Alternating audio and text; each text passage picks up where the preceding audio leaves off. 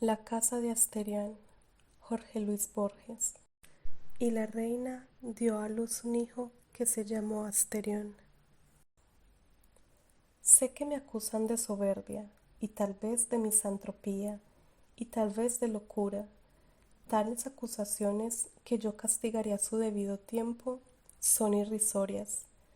Es verdad que no salgo de mi casa, pero también es verdad que sus puertas, cuyo número es infinito, están abiertas día y noche a los hombres y también a los animales. Que entre el que quiera. No hallará pompas mujeriles aquí, ni el bizarro aparato de los palacios, pero sí la quietud y la soledad. Asimismo hallará una casa como no hay otra en la faz de la tierra. Mienten los que declaran que en Egipto hay una parecida.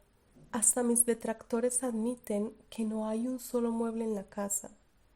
Otra especie ridícula es que yo, Asterión, soy un prisionero. Repetiré que no hay una puerta cerrada, añadiré que no hay una cerradura. Por lo demás, algún atardecer he pisado la calle.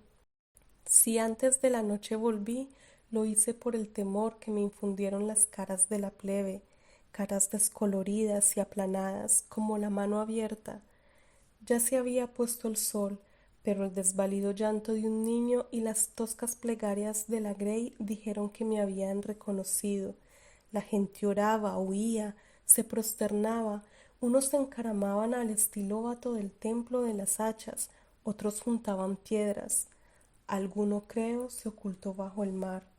No en vano fui una reina mi madre, no puedo confundirme con el vulgo, aunque mi modestia lo quiera. El hecho es que soy único. No me interesa lo que un hombre pueda transmitir a otros hombres. Como el filósofo, pienso que nada es comunicable por el arte de la escritura. Las enojosas y triviales minucias no tienen cabida en mi espíritu, que está capacitado para lo grande. Jamás he retenido la diferencia entre una letra y otra. Cierta impaciencia generosa no ha consentido que yo aprendiera a leer.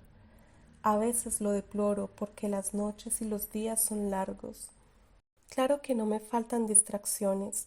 Semejante al carnero que va a embestir, corro por las galerías de piedra hasta rodar al suelo, mareado. Me agazapo a la sombra de un aljibe o a la vuelta de un corredor y juego a que me buscan.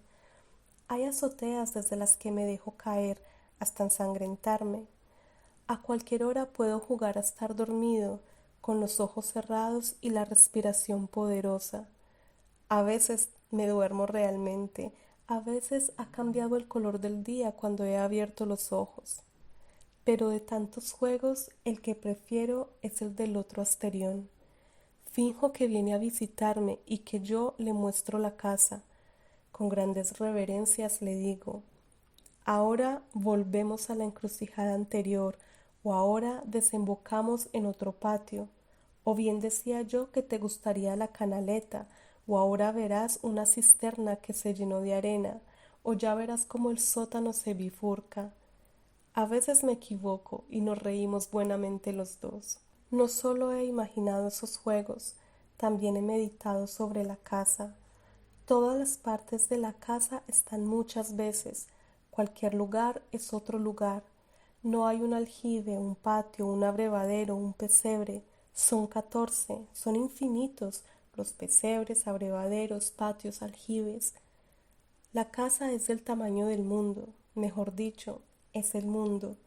Sin embargo, a fuerza de fatigar patios con un aljibe y polvorientas galerías de piedra gris, he alcanzado la calle y he visto el templo de las hachas y el mar.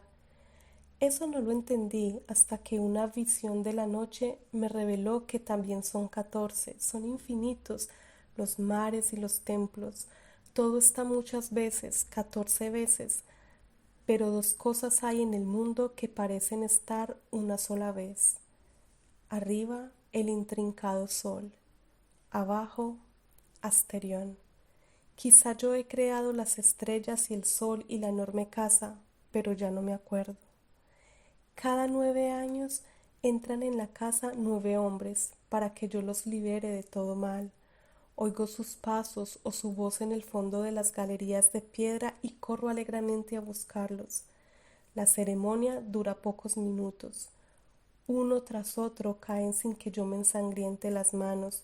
Donde cayeron, quedan, y los cadáveres ayudan a distinguir una galería de las otras. Ignoro quiénes son, pero sé que uno de ellos profetizó, a la hora de su muerte, que alguna vez llegaría mi Redentor.